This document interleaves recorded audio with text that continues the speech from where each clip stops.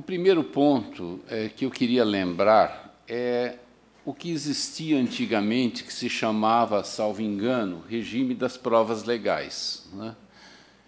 O que era o regime das provas legais?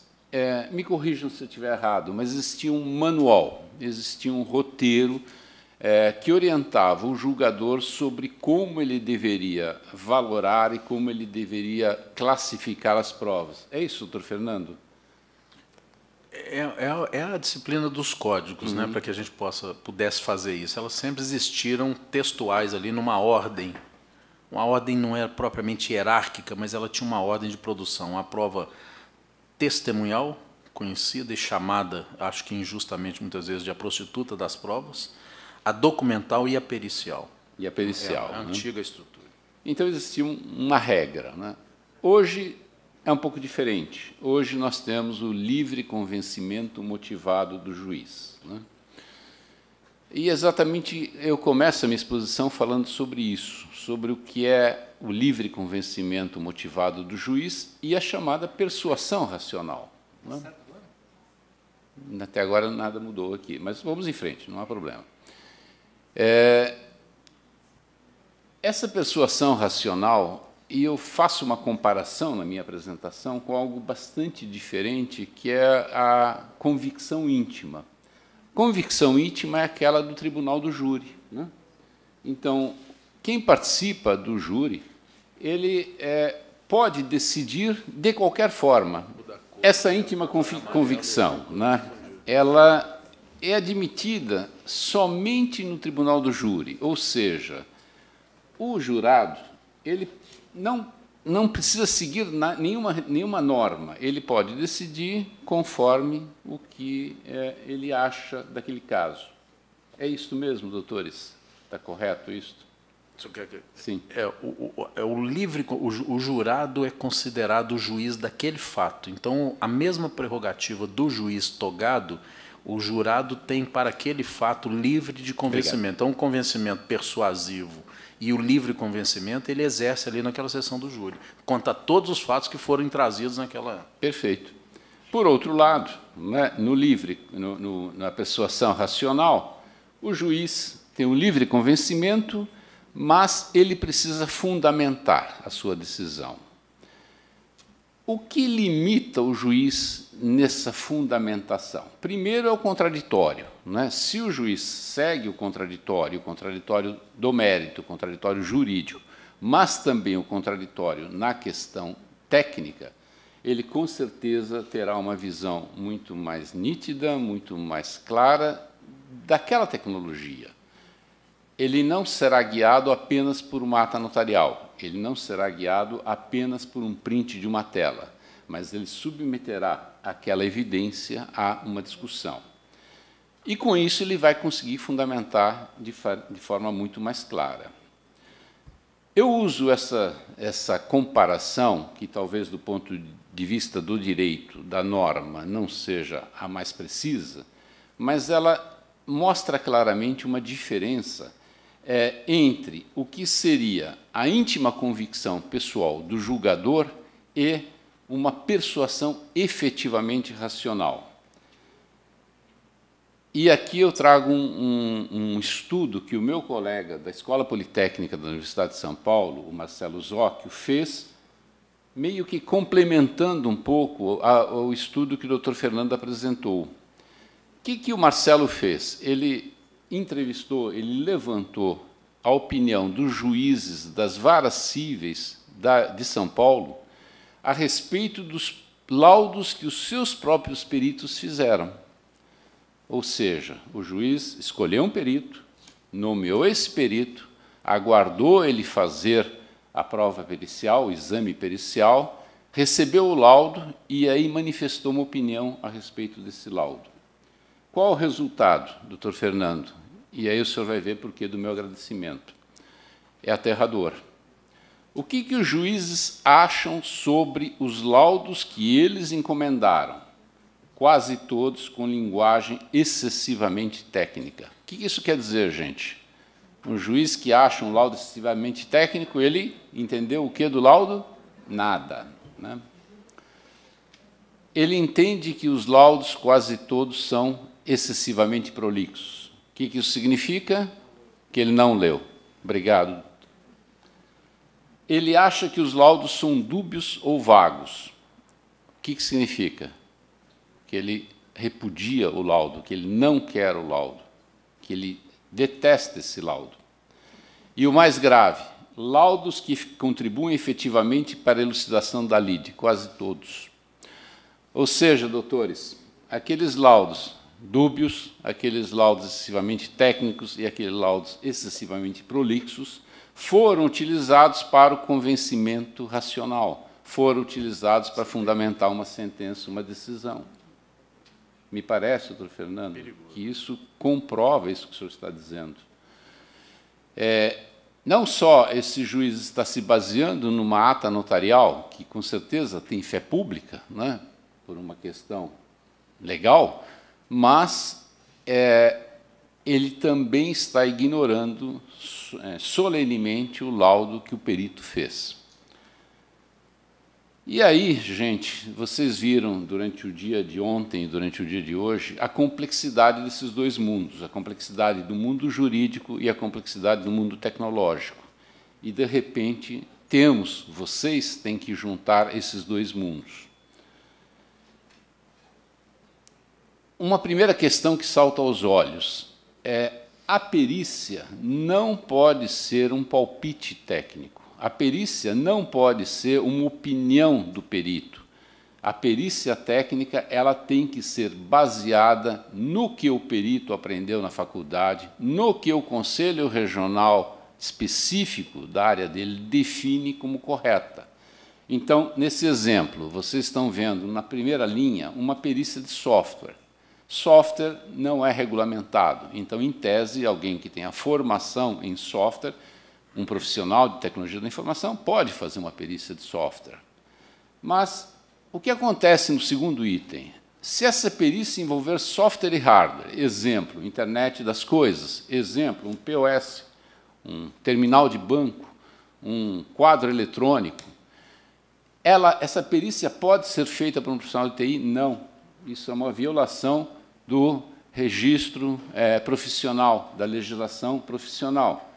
Essa é uma prerrogativa exclusiva do engenheiro. Então, essa perícia tem que ser feita por um engenheiro ou, talvez, por um engenheiro mais especialista de software. E se envolver propriedade intelectual? É preciso que esse perito conheça também propriedade intelectual. Então, aí, em tese, normalmente, o que se vê na prática é uma perícia multidisciplinar que envolve um profissional de TI, um engenheiro eletrônico e, normalmente, um advogado, que são especialistas em propriedade intelectual e direito autoral. E se envolver uma avaliação econômica, se junta a essa equipe um contador ou um economista. Então, vejam, doutores, o que se percebe hoje no mundo da produção da prova, da perícia técnica, é algo muito diferente disso. Certamente vocês vão dizer que isso implica em mais custo pericial, sem dúvida é um problema, e envolve uma questão de prazo, de complexidade dessa perícia. Mas não se pode dizer que, na ausência disso, uma perícia técnica seja aceitável. E eu vou demonstrar isso para os senhores, ou tentar demonstrar. Percebam que nós vivemos um mundo físico este aqui, onde a visão, a audição, o tato, o olfato e o paladar são essenciais.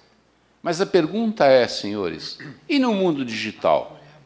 De que vale a visão? De que vale a audição? De que vale o tato? Nada.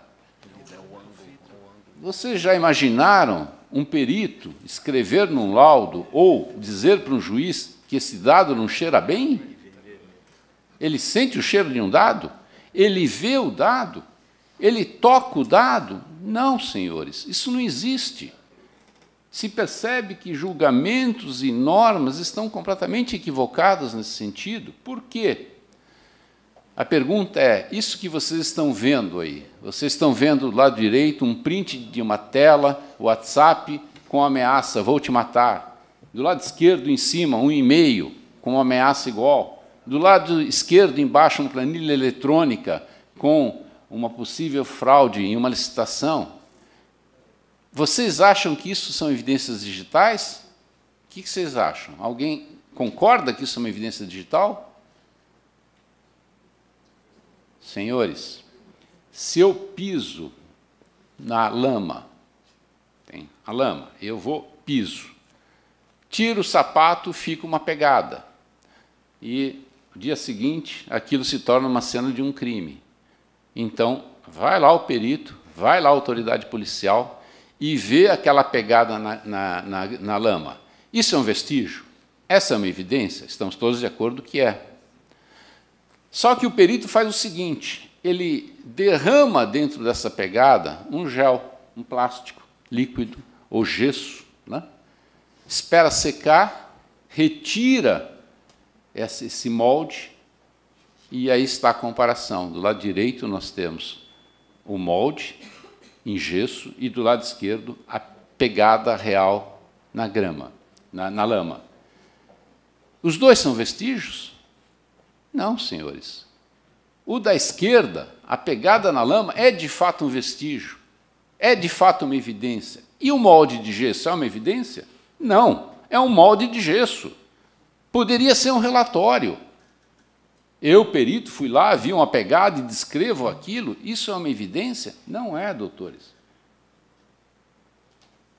Acontece que no mundo digital nós estamos fazendo exatamente esse mesmo erro. Nós estamos apresentando do lado direito um print, uma foto, qualquer coleta da tela mostrada por um tradutor, por um interpretador, e dizendo e chamando isso como evidência digital. Senhores, não é uma evidência digital, está no mundo físico, eu consigo vê-la, essa tela do WhatsApp no meu celular. Se eu vejo uma tela do WhatsApp no meu celular, isso não é mundo digital, senhores, isso é mundo físico. Se eu vejo um e-mail na tela, se eu fotografo, se eu imprimo, qualquer coisa que eu faça, até mesmo que eu colecione em forma de bits aquela imagem, aquilo não é uma evidência digital. Pergunta, quem me apresentou isso? Foi WhatsApp, Facebook, Microsoft? São intérpretes aceitáveis em termos forenses, como ferramentas forenses? Não, são ferramentas comerciais. Então, por dois motivos. Quem me traduz isso, quem me mostra isso, não é aceitável como ferramenta forense. Segundo, não é do mundo digital. O que é do mundo digital? É aquilo que está à esquerda. É o que nós chamamos um saco de bits.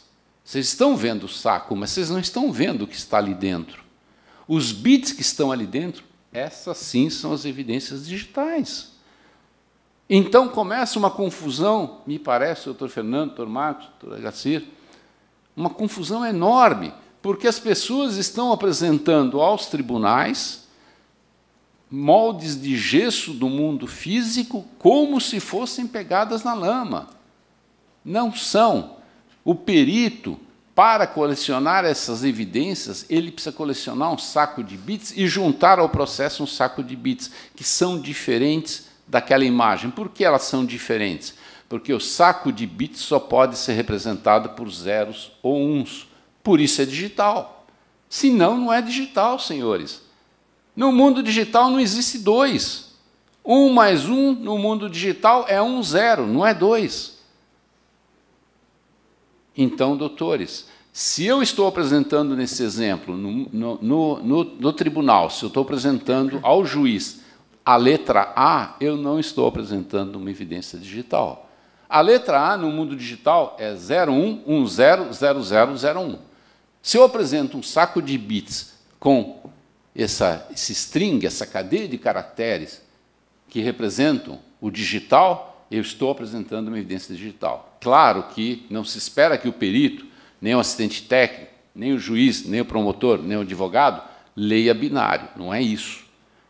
Mas, para isso, existem tradutores reconhecidos, são as ferramentas forenses, são os visualizadores forenses. Então, o que é necessário no processo? Que se colecione esse saco de bits. Vejam, não tem nada a ver com a ata notarial. A ata notarial, sim, pode ser o veículo pelo qual você junta o saco de bits. Mas esse saco de bits não pode ser o print da tela, porque essa é do mundo físico, essa não é digital. Tem que colecionar o conjunto de bits que representa o e-mail, que é o e-mail. Não adianta apenas a impressão do e-mail. Tudo bem, gente? Vamos em frente? É o que nós vemos aqui. Nesta tela, do lado esquerdo, perdoem, quase na hora do almoço está apresentando uma questão dessas, vocês estão vendo a representação hexadecimal, que é equivalente à binária, de um documento, de um arquivo qualquer. Isso que está do lado esquerdo, sim, é algo forense, sim, é algo pericial.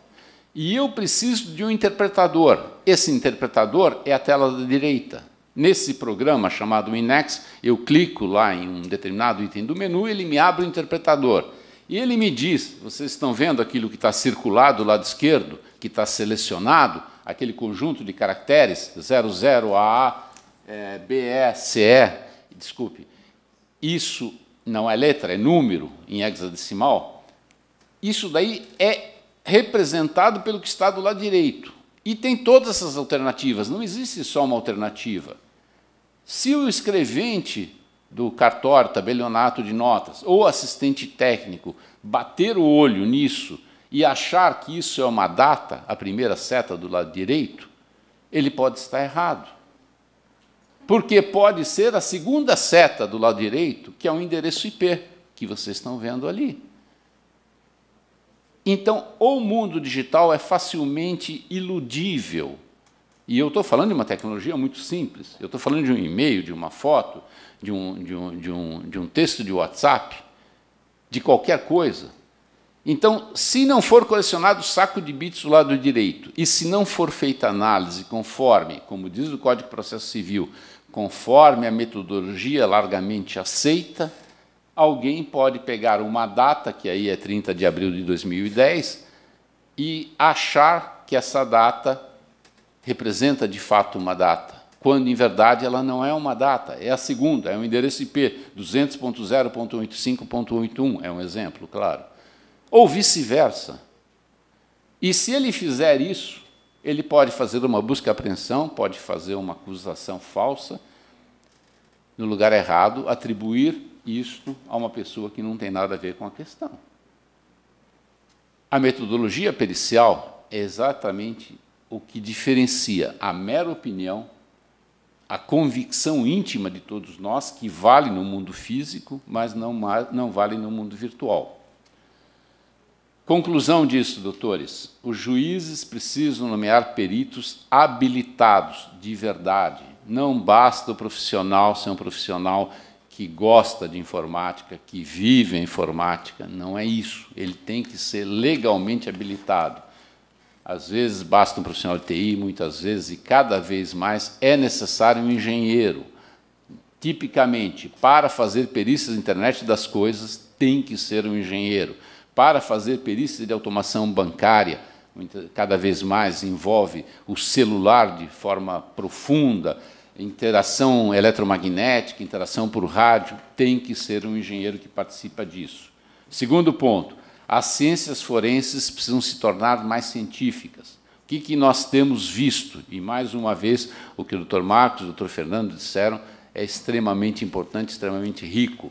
Nós temos visto opiniões refletidas em artigos pseudocientíficos. Eu não falo do Brasil, eu falo do mundo inteiro. O mundo inteiro começa um movimento pelo qual as chamadas ciências forenses, e aí eu colocaria como exceção, talvez, o exame genético, o exame das evidências genéticas, mas o restante não seguem os preceitos científicos, não seguem os preceitos técnicos. No fundo, o que isso quer dizer? São chutes. São chutes que, talvez, no decorrer do processo judicial, se descubra a verdade. Mas, na parte pericial, hoje em dia, as ciências forenses não respeitam os princípios científicos.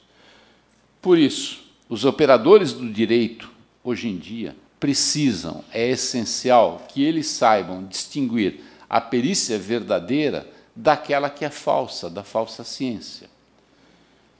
Nós estamos tomando algumas iniciativas nesse sentido e aqui passo para vocês em primeira mão. Em agosto, nós estaremos lançando um jornal científico exatamente com esse foco. Vai se chamar Jornal Internacional de Ciências Forenses, que torna a ciência forense mais científica. Eu convido vocês, aqueles que tiverem interesse em se tornar revisores desse jornal ou autores desse jornal, além, obviamente, dos leitores, aqui entre em contato comigo. Nós estamos criando toda essa infraestrutura.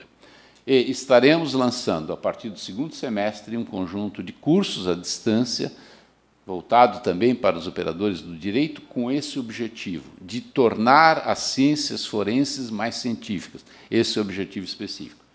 Em resumo, é isso que eu queria passar aos senhores. Estamos à disposição aí e agradeço muito. Obrigado.